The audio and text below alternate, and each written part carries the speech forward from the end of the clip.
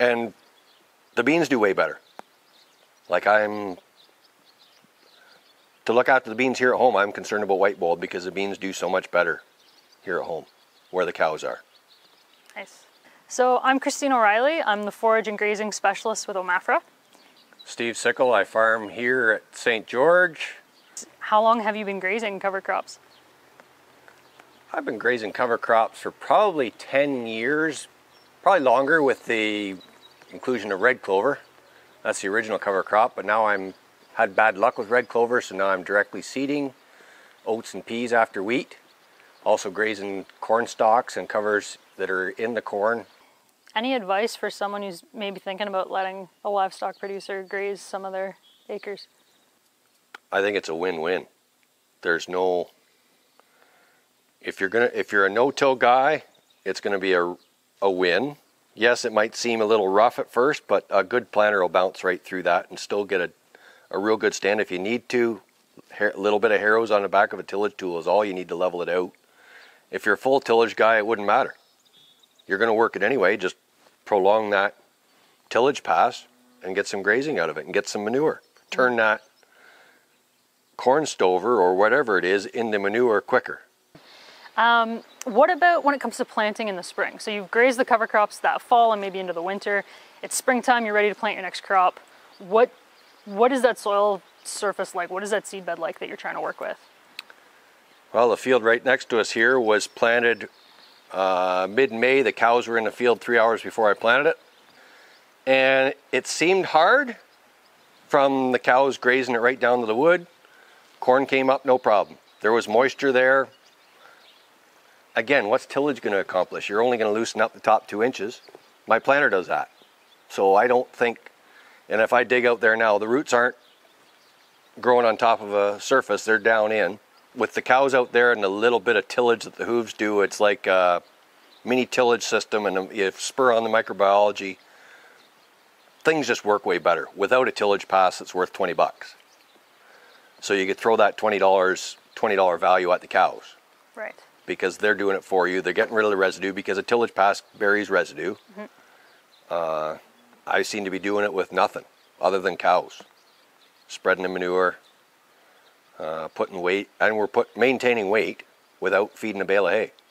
That's great. What's the biggest benefit to the crop production? I think it's just better because of the better beans, lack of getting rid of that residue. Okay. And you could bale it, but then you're feeding it. Mm-hmm. Using it as bedding, it's costs way more fuel to do that, and energy, and my time. Whereas if I can do that with a cow out on the field, yes, it costs some fencing. Absolutely, there's labor. Fencing's not free. Some fencing is peace of mind, like I said. But other than it's mostly the soybean benefit. Okay. Your cropping neighbors, what would be the benefit for them? Well, I could save them a tillage pass.